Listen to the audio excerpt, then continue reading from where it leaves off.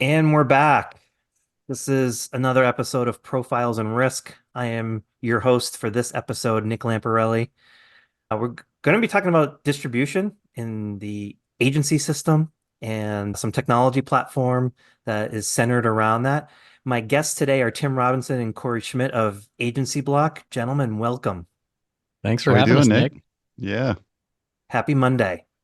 I like to start all of these by allowing my guests to do an elevator pitch. Tim, why don't you go first? Tim Robinson, who are you? Thanks, Nick. So, Tim Robinson, CEO of Agency Block, just celebrated my 1 year anniversary here last week. So it has been an amazing year. So my background, prior to joining Agency Block for about the last 14 years or so, I've been working with vertically focused software solutions. So anything from help software that's used to help run pest control companies to lawn care companies to HOAs, property management companies, financial advisors, tools that financial advisors would use to communicate and be successful with their customers as well as attract new customers, insurance agents, more on the P&C side in a very similar fashion, how to engage and communicate with customers and attract new customers. And what I've found through this journey is it is incredibly rewarding to be at the heart, to be able to provide solutions that are at the heart of what business owners and organizations can use to successfully scale and manage their operations, as well as it's a lot of fun to be on the sales and marketing side, helping them gain new customers, grow their customers, and retain those customers. And I've worn hats as COO in a number of organizations, running product teams, sales and marketing, customer success, engineering. And I have to tell you, Nick, I've just had an absolute blast this last year. When I joined the team, incredibly welcoming, really helped me get up to speed on the industry, the health and benefits as well as life segments very quickly, but also made me feel a part of the team from day one. And we've done a lot of amazing things over the last 12 months, and it's just building on this great legacy and this great history. And uh, could not have done it without all the hard work that Corey, who I'm accompanied by today, and his co-founder had put into the business and the broader team over the preceding roughly 15 years, right, Corey? That's right. Yeah, 15. Well, Tim, you wore a lot of hats. The insurance hat's the coolest though, right? 100%. By far. Okay. Just making sure. Level setting. Yes, thank Uh you. Corey Schmidt, elevator pitch. Who is Corey Schmidt? Yeah, thanks, Nick. I'm the CTO and co-founder of Agency Block. So I started this fun party about, like Tim said, about 15, 16 years ago. So really out of college, I started working at Walmart Blue Cross Blue Shield in a consulting capacity. So that's really where I started to get some exposure to the health and benefits space. We actually bootstrapped another company at that time. I was moonlighting and trying to figure out how to build a business. I had a little bit of entrepreneurial spirit, if you will. And so started a website and digital marketing firm back in 2000, and launched that company at that time. Agency Block was really something that kind of came as a natural evolution of the work that we were doing with website development. We had a couple of GA customers or GAs in Iowa here where we're located, where our headquarters is at, that were interested in more of an operating system or a back office platform to help support their insurance operations. And so we got some experience building, some custom platforms in that realm. And that's really where it started. It was sort of a fun expedition of, hey, it'd be really interesting to build a software product rather than, trying to engage in and build a website for a different industry every time. You have to learn the industry, you have to learn the needs, you have to kind of start from scratch. And so Adam, my co-founder, and I said, well, if we could build a product, and just continue investing in it and making it better, boy, wouldn't that be fun and amazing where, it's really the system that our customers would be using every day, to run their businesses. And so that's really the genesis for Agency Block. We launched the product and the company back in 2008 officially. We tried the Field of Dreams approach because we're from Iowa. So, you build it and they will come. It didn't really work that way. No, it never Yes, does. it does not work that way. So we ended up getting some traction in about 2012. We really started to put more effort behind it. We hired our first full-time team member in 2012, and really that was kind of the beginning of the growth story at Agency Block. So from that point forward, it was really a fun ride. But me personally, I mean, I serve today as the CTO, working alongside with Tim and an amazing set of leadership at our company. Really trying to just continue to lean in and grow products that we know will bring our customers success, make them more profitable, help them growing their business. That's really our goal. So again, health and benefits focused. That's really our core and our main event, if you will, with the products that we offer into the industry. But it's been an amazing ride, and it's been great working with Tim this past year as well. And we've had some great successes and launched a lot of amazing things, and there's a lot more in store.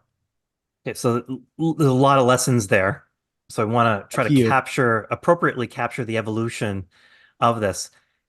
Can we go back to the founding story as well, right? So what were the inquiries? What were the demand clues that you saw that said, hey, let's go from website development to this other thing? What was the other thing? What was being asked of you that you said, let's shift over to actual creation of software?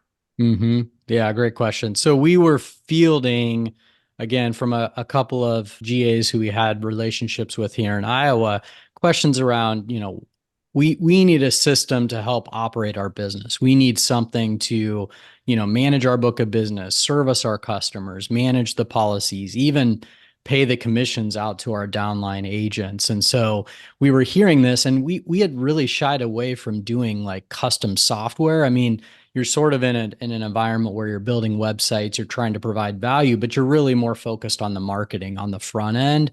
And so we shied away from it initially, but as we dug in, we realized that there weren't really solutions on the market that were turnkey for health and benefits agencies. There were no dominant like agency management systems at that time in that vertical. Obviously, I think there were some that had some presence, but nothing significant. And so some of those same folks were trying to use either some antiquated software that they had used, previously, like something like an Act or other tools like that, or they were trying to take an enterprise CRM solution like a Salesforce, or I don't think Dynamics was out at the time, but tools like that, Sugar CRM, I saw some of those, customers trying to take these and make them speak insurance. Well, that's fairly complex, right? Because insurance has a definite kind of hierarchy of how things are connected together and how they need to be reflected in those systems. And so we ultimately said, well, there's really nothing out there on the market that you could start up today. It's really a fully featured agency management solution in the health and benefits space. And so that's when we made the decision to really lean in and learn and build. And so we started doing that. Obviously, we made a few mistakes along the way in terms of our understanding. When you work with a few customers, you don't get a perspective of like what everyone needs. And so I think, there were some things that we learned along the way in that regard. But by and large, it was hey, let's just start building and see where this goes. And that's really how AgencyBloc's started. It does seem hard to believe that there weren't already solutions in place. Property casualty had AMS solutions. Indeed. Did you guys see them try to adopt or adapt P&C solutions in the life space, life and health benefits? We did. I should first say a disclaimer that at that age, I was probably not the greatest study of like all solutions on the market. We just didn't see anything when we hit Google. And so we said, oh, let's start building something. So, you have to take a bit with a grain of salt, but you're absolutely right, Nick. The P&C vendors at that time had tried to start building out benefit offerings, but they were they were clunky at best in terms of what we had seen. We actually worked in the early days with a large P&C agency that was using one of the two big vendors in the space to even to this day, and had tried to use it for their benefits division and had not been successful. And so, sometimes the beauty of being small and nimble is that you can build quickly, you can be agile, and you can bring something to market without the complexity of trying to navigate, a huge beast of an enterprise piece of software. And so we just saw it as an opportunity. And honestly, like even for the small agents, like a 3, 4 producer agency, like they at the time they weren't going to go invest, hundreds of thousands of dollars into some of those other solutions. They were trying to take something like a sugar CRM or an act that was free or very inexpensive. And we just felt like there was a way to provide great solutions to them, at the low end of the market. Yeah. So Tim, I'm assuming that at this stage, you guys aren't the only ones offering a solution in this space. How would you kind of categorize your value proposition? Right. So as you're speaking to folks, prospects in this particular space for Agency Block, what would you hang your hat on in terms of, hey, clearly you create a solution, but here's the value that ultimately we're created, especially your distinctive value versus what others might be offering. I love the sugar CRM. Like what's to prevent someone in this space from taking a Salesforce or a HubSpot and saying we can build that? What's the value proposition? I love this question. And for me, what's been really rewarding is over this journey with these various vertical markets that I've been in, you could go do more of a horizontal play, a Dynamics, a Salesforce, a a Zoho, whatever it might be. The reality is when you have a solution that's built specifically for a market, and Corey and the team have done an amazing job holding themselves accountable and very true to meeting the needs of the health and benefits markets, you gain a lot more efficiency. You really understand what those customers need to be successful in their market. It's not this blanket solution that you then spend months, quarters, years in some cases trying to configure to meet your needs. And you spend an exorbitant amount of, again, time, money, resources. And that's just not practical for a lot of organizations, especially when you're a smaller shop, which we have a lot of. Like our solutions are incredibly relevant to the smaller agencies. And they can, excuse me, they can behave, act as if they're much larger groups, right? Because we basically give them, this might be saying a little too much, but we basically give them their operations in a box, in a piece of software. All right. How do we think of this continuum to say, how can we help you go attract more customers or prospects will become customers? How can we go attract more prospects, leads on the front end, get them converted, but through nurturing campaigns, giving you the ability to integrate our VoIP solution or a VoIP solution, texting with them, emailing with them, getting them converted, managing your book of business with them. Hey, you're coming up on policy renewal, or here are some cross-sell opportunities, helping that all be managed and maintained in one place, all the way out through important reporting. Where are my customers in the renewal cycle? What products are selling better in certain markets? But then even all the way to the back end to say, great, I've grown my business. I've got this great revenue stream coming in from the various carriers. Now, how the heck do I reconcile all these disparate statements that are coming in from the carriers? It's just how I get paid, right? So then we have a solution that helps reconcile all those disparate carrier statements, commission statements that come in the door. And that's where, if you try and build that in one of these other solutions, it's going to take you forever. It's going to cost you a ton of money, and you're going to have to use multiple vendors to come up with a similar type solution.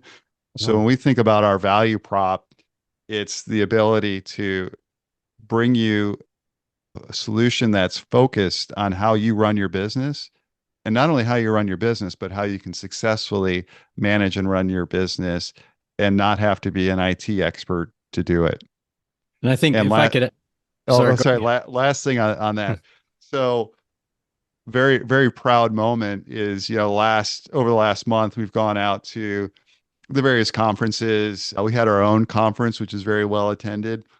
And even when I was getting critical feedback from customers on the product, I wish these buttons were blue and not green, or whatever it might be. At the end of it, they would say, "But you have the most amazing team." And that shows up in, when you look out in the market at our customer satisfaction ratings. But it is, for me, just the coolest thing when customers are like, "I'm a little upset with you maybe because I'd like the system to do these couple other things, but the reality is your team's amazing, whether it's the sales or the support or whoever I interact with in your organization." And that's an important part of our culture as well, and what makes us special. Tim, I think Great. we've been hanging out for too long, because that's exactly what I was going to add to your bit when I interrupted you. So sorry about that. But yes, the what's amazing also then on that same token is when you are a vertical software business like we are, when those customers call into our support or talk to our customer success managers and they say like, "Hey, I need to figure out how to handle like employer reporting for the compliance that's now required in the small group benefit space," or they say, "I need to figure out how to pay out Medicare Advantage policies to my downlines and how to set up a proper commission structure for that." Can you imagine that same phone call happening? Like if you're calling Microsoft or Salesforce, like that doesn't happen. That just doesn't work, right? And so we've actually leaned in so much that our team probably knows more about the health and benefits insurance space than maybe they want to. But it is the beauty of being in the position that we're in, is we can really be consultative, so a consultative support system for our customers. Yeah, I know we've been and insurance nerds. We're going to be doing a webinar next month on buy versus build, and I don't think folks have a true appreciation of the total cost of ownership that comes when you decide to build, and especially in the distribution area, I think is critical because you're effectively salespeople, right? And you're not a software development firm. And you brought up the disparate vendors. I was thinking you need CRM capabilities on the front end. Then with your reconciliation, now being a business owner as well and having to go into QuickBooks, it's like those are not even close to the same problems. Like they require different expertise to kind of think through how do we workflow this thing. They're not even close to the same. And you have to, when you decide to do it in that manner, you need to be a quasi expert in accounting and finance to be able to do the reconciliation. Well, if you're gonna ratchet up your skill set there, that's going to take away from your sales and production. If you're going to be building CRM stuff and understand like how to handle text messages and emails and store them, that's going to take away from your sales and production. It actually ultimately becomes counterproductive to the whole organization. I hope that's something that the audience ultimately ends up understanding. But Corey, there's even a bigger thing, which is once you build it, you own it. And you said you started actively like engaging in this in the early 2000s before it became like the thing that you did. Think about, can you walk us through like the iterations of this thing? Because it must have, I'm sure you probably sent early versions of this out, maybe on floppy, right? And then maybe on hard disk. Then like, I'm sure it's cloud SaaS based kind of solution now. For someone that's looking to do this, you'd have to build it and rebuild it and rebuild it and rebuild it to configure to technology, and technology is not going to stop changing. We're at some point we're going to have to rewrite everything for quantum computing. can you give us that timeline of how Agency Block had to rebuild everything over and over and over again? Yeah, it's a great question. Luckily, we didn't start early enough that we had to use floppy disks, or this probably would have ended quickly, and I would have been aggravated and gave up. We actually started web-based at the start, which was, web was still, in its infancy a bit at the time frame that we kind of started building this, but it was what we knew because we built websites, right? That was our core knowledge, and so those first few versions were web-based. They were, hosted by us because we knew how to host websites, right? And this was web-based software.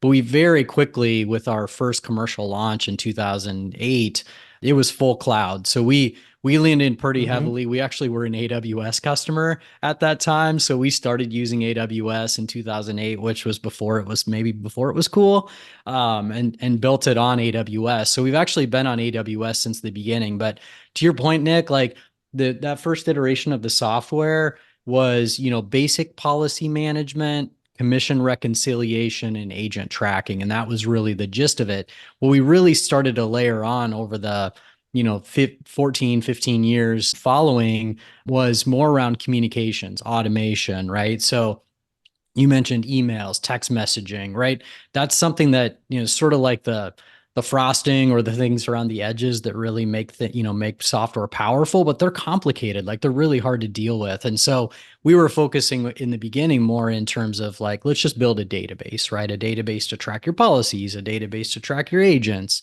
And then commissions was really the piece that was a bit more complex, and to this day, I believe, is our biggest, competitive advantage, is how well we handle commissions, because we've been doing it for so long. But we did rebuild the software multiple times along the way. We eventually made the first iteration was not responsive in any way, so it couldn't be used on mobile devices. So that was a big leap for us. I think that was maybe like 2014, 2015, somewhere in that time frame, we went to full responsive because we heard, folks were using it on iPads and phones and any other device that they had, accessible at the time in the field.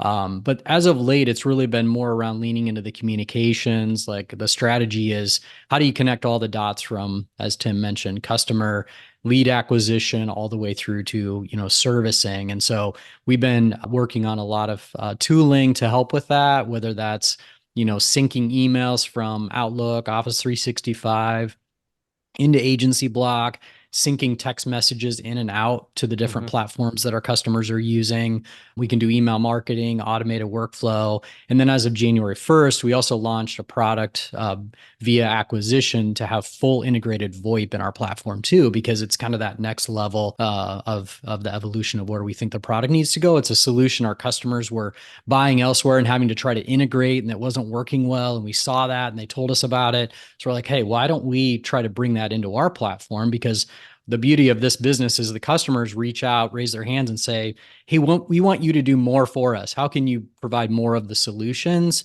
And I'd just like to, one last thing, highlight a term you use, which I think is really good, which is that total cost of ownership. Like, we are never done building. Like, we have a team of, I think just on our R&D teams, we have 45, 50 people in our company. We've got another maybe 10 or 15 that support R&D in some way, shape, or form. Like, it's legit, the amount of investment that we put in the products. And it's because we feel really good about the work that we're doing. And we also know how impactful it can be to customers. So you're never done. So when you think you built that, that custom solution or built out something for your organization, you're not finished, right? The next thing comes, the next industry change happens, and you have to keep building.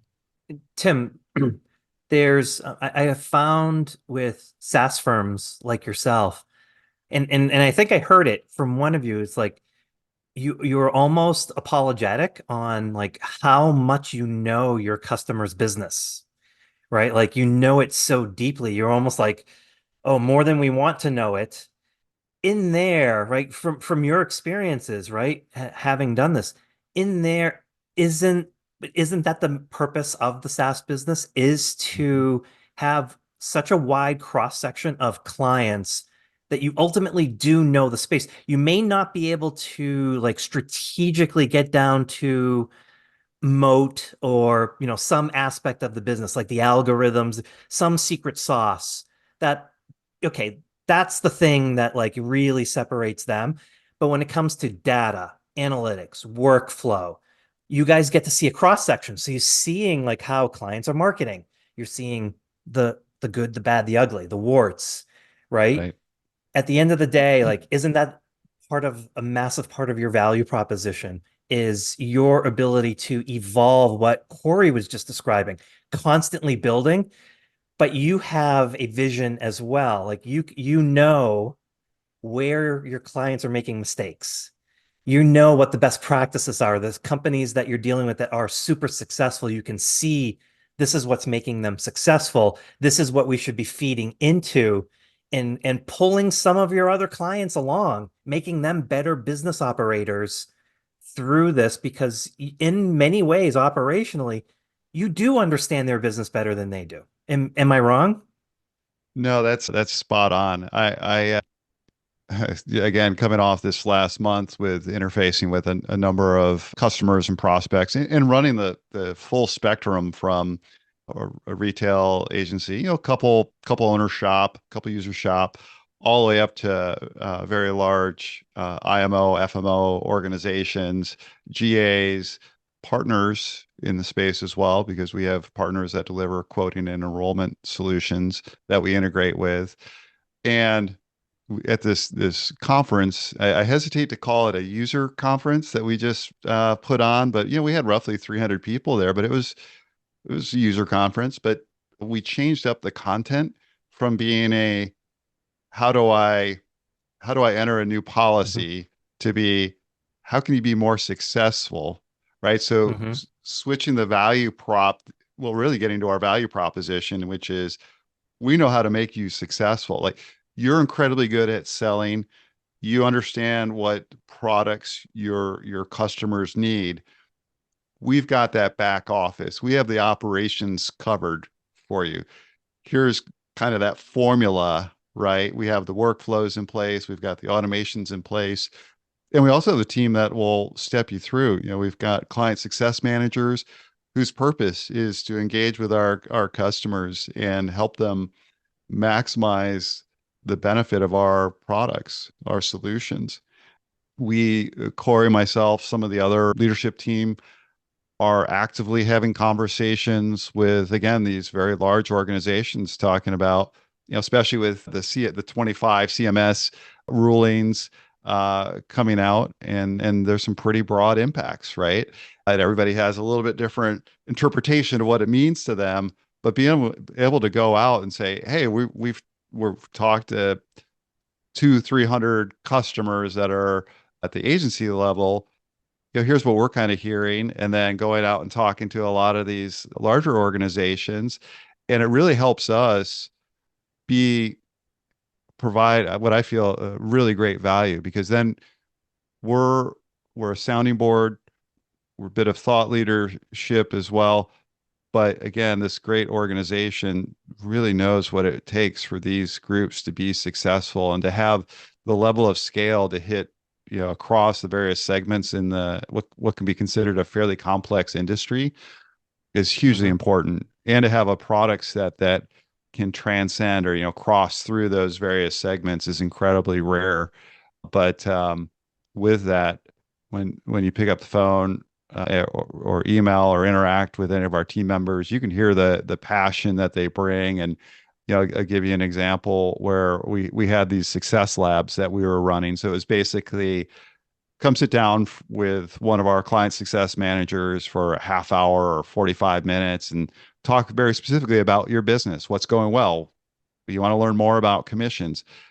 We have found, Nick, several organizations where we've solved a revenue leak problem for them by bringing in the commissions and being able to run the Mhm. audits and the reconciliation and find them 5, 10 plus $1,000 just because it's reconciliation or how the statements come through can be complex, and no one wants to sit down and do a paper to Nope. paper comparison, right?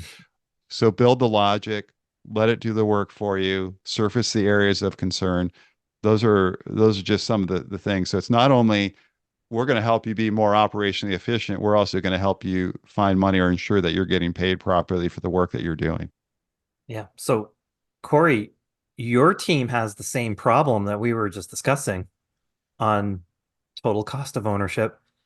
You talked about the integration with some partners. You have to make that decision as well.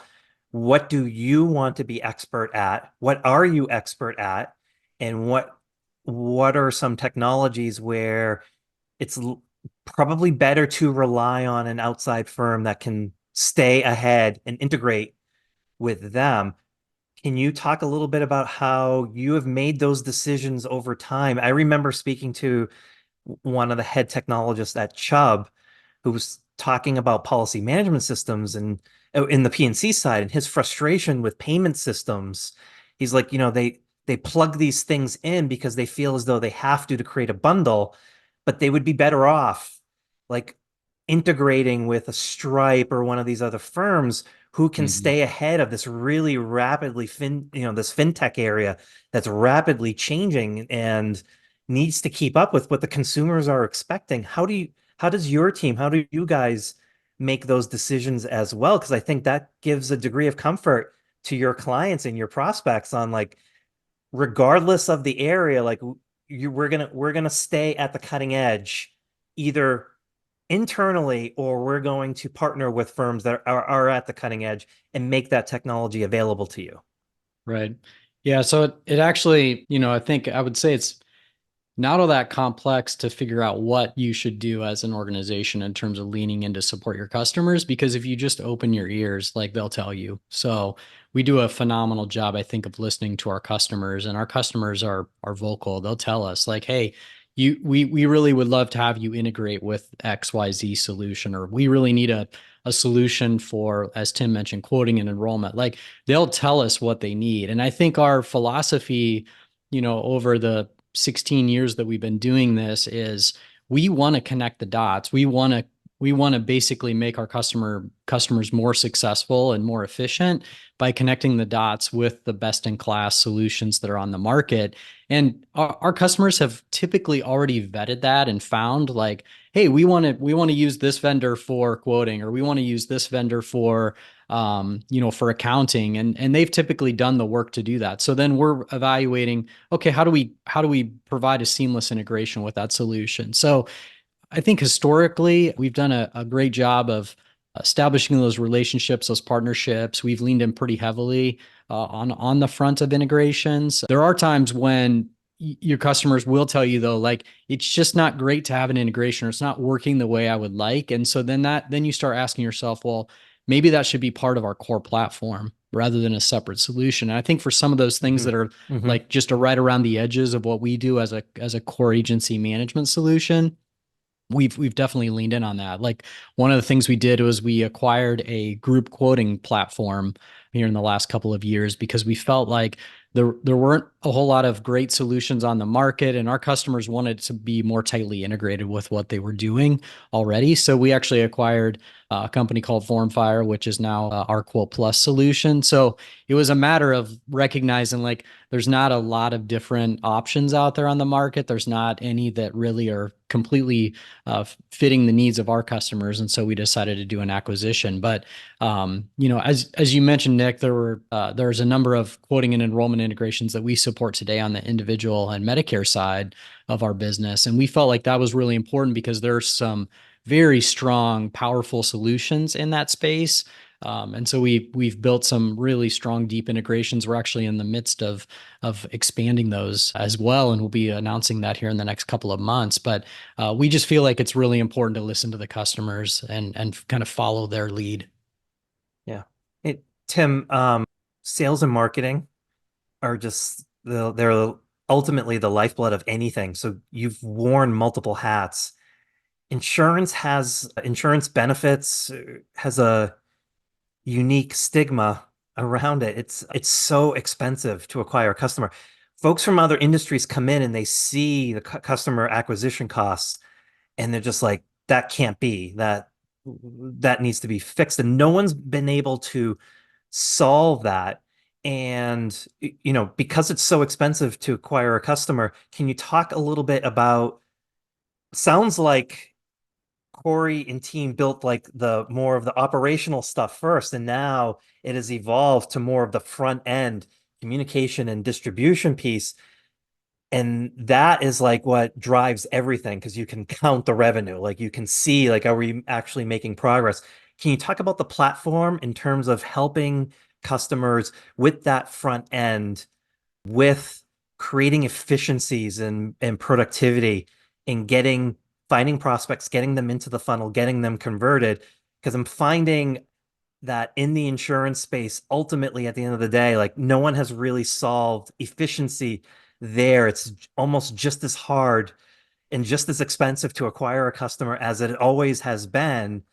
I'm not sure if it'll ever be like super efficient, but can you give us the agency block thought process around that front end, around acquiring a customer?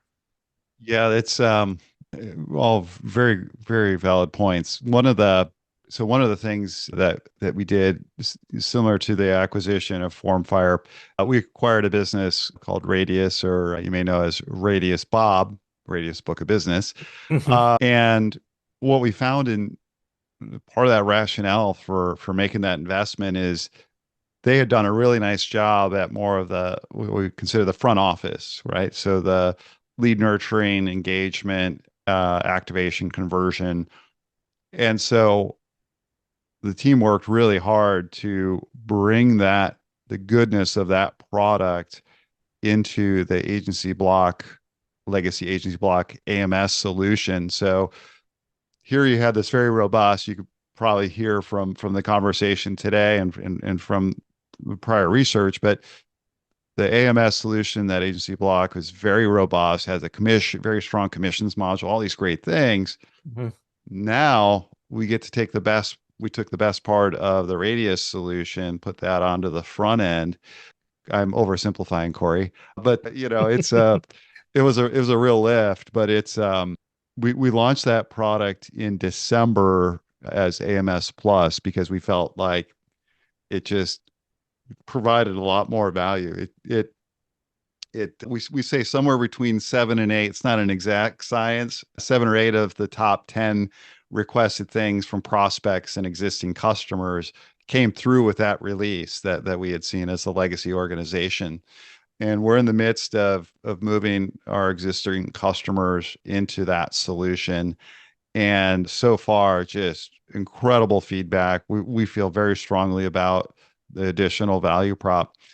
And it's what you hit on is that now we have an even more robust solution to help these customers if they have a list they need to import, if they're going to go work that, just the good old fashioned outbound activities, whatever it might be, they can manage that in this solution, and it's very simple to use. So if you are ramping up your sales team, they can get in, start using it very quickly, and it has some of the things that we see out there for lead scoring, right? Some of the things that you would anticipate from how to manage the pipeline scoring activity, exiting leads or prospects that may not be of quality, but promoting those that are, creating campaigns to keep them engaged. And you're doing all of it within our solution, even making the calls. Those calls get recorded. If you need to do your ESOA, we can handle that. We handle that. That gets recorded to the record. It's all happens in one place. And that's where we really try and drive the efficiency. We know that it is, just as you mentioned, it's incredibly difficult to get those leads in, get the right amount of leads, get them converted. And it just takes that proper process and discipline. Like any organization, how are you successful at sales? It really comes down to, well, you have to have an amazing brand. And second to that is you have to have a process and execute on that process. And we really have that built into the platform to help organizations be successful. Or you should carry a little screwdriver with you whenever someone tells you, you just slap it on. You're like, yeah, I just grabbed this and I Just love that. slap on an interface, Yes. slap on an integration, no problem. I carry this with me whenever someone asks me to build What, something. I love one of that. the things I learned is to not use the word all you when you're talking to a technology team. Well, all you need to do is How hard could it I have be? this paper clip. Basically, just take the paper clip and put the two things together, and we're good to go. Yeah, yeah, exactly. This question's for both of you. Tim, you've been with the organization for a bit over a year, but you have experiences in other areas as well, including P&C. But I'm wondering, Corey, from your experience, I am talking to your potential prospects right now, right? And you've seen, again, a good cross section of activity in your space. You've seen successful firms and you've seen unsuccessful firms, right? So you've dealt with a nice cross section. For your prospects that are looking for you for expertise, can you talk a little bit about those successful firms that you've engaged with? What have been some of the characteristics around how they operate, how they use technology, right? To Tim's point, like when, the old-fashioned distribution, outbound campaigns was picking up the phone, right? Like that doesn't scale Yes. well today, but it's got to be part of the process, but it's got to be integrated with a digital campaign and a lot and social media and thought leadership and a lot of that other stuff. Can you talk a little bit about both of you, your successful clients? What are they doing right? Yeah, well, really, I think it starts with the reason that Agency Block had so much organic growth was just customers originally coming over from like spreadsheets, or they were using Outlook to try to manage their book of business. And we all know that doesn't work. Like you can't go Mm. searching emails to figure out like which policy does this customer have, and when did they sign up for it, and also do they have a dental policy? Is there something I could cross sell into that customer? So I think the first thing, Nick, that is like just sounds so basic, is just organizing your book of business, like having a solution to stay on top of your all of the policies that you have with your customers, all the interactions that you've had with your customers, like connecting the dots to understand like how the data that you have and that you essentially you own, that's like your biggest asset, your book of business. It's really just, leaning in and making sure you have a good way of organizing that. And then the layer beyond that is like operationalizing that. So how are you doing things, as Tim was referencing, like how are you doing things like, automated nurturing campaigns, like sending out birthday emails and letting your customers know, hey, I'm still here, right? And if you need, insurance options, please reach out to me. So I think it's using the technology to be more efficient. And I think the use of the technology actually enables them to build deeper relationships with their customers, because they're not spending their time doing the kind of the mundane tasks of like, the basic things that could be automated. They're actually spending that time building a deeper relationship, having more of a consultative conversation. And I can't overstate the importance of just organizing your book of business, having a true operational system in place. And I think that's really, where Agency Block shines. Yeah. Tim? yeah, it's it's really interesting when I can look across the experience that I have and some of the solutions that we had in the financial advisory as well as in the property and casualty insurance agent space, where that engagement that Corey talks about, it's incredibly difficult, incredibly expensive to get Mm-hmm. customers, right? New customers. Don't lose them. And Yeah. how do you do that? You continue to make yourself relevant, let them Yeah. know you're there and continue to bring them value, right? Whether it's ancillary products or, hey, the renewal's coming up. Here are some key things that you should be considering, and let's have a conversation. And that really separates the great agencies and agents from the mediocre ones, is being able to drive the level of engagement, continue Love that. to deliver value. If it's a set and forget, you're going to be a revolving door for customers, and you're Commodity. never going to scale. Yeah, you're going to be a commodity. Commodity. Yeah. Yeah. Man, I just love, I'm gonna try to lead with this. We got to the end of the conversation. I'm gonna figure out how to make much of this available, because to me that strikes at like real effectiveness of insurance operations is how intimate can you make that level of engagement? If the only time you're ever talking to them is at the renewal time or if there's a billing problem, that's neutral at best from an emotional standpoint. There's nothing positive. I was speaking to someone on the property casualty side that works with agencies, and I heard a story just this morning about how they've built their system to try to capture additional points of interest with all of their clients, right? The stuff, not the stuff that just absolutely needs to go in the application, but beyond that, like, who are these people? Do they like to skydive and this stuff? And I heard about, they ask a question of like, what's your favorite cartoon character? And someone got in the mail the cartoon, like a stuffed doll of the cartoon character. And it's like, you can't even imagine the emotional connection that makes. Like, that's not even a business relevancy, but that's just that, you're a human, I'm a human, and now we're friends. Like, we have a relationship because I know something about you in a really intimate way. And I think that's what makes it really special. So I love that approach. I want to end with the couple minutes we have left to, you must be getting fielding inbound inquiries around AI related stuff. What is the agency block? I don't know if there is AI in your system now, but how are you approaching these inquiries?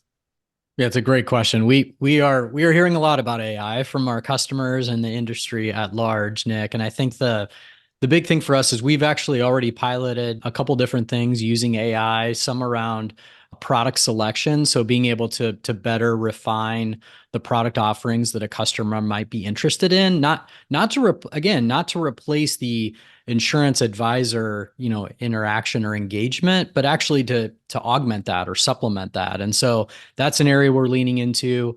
Obviously, coming from the R&D side of the fence, we're using AI pretty significantly for product development capabilities, specifically inside of engineering.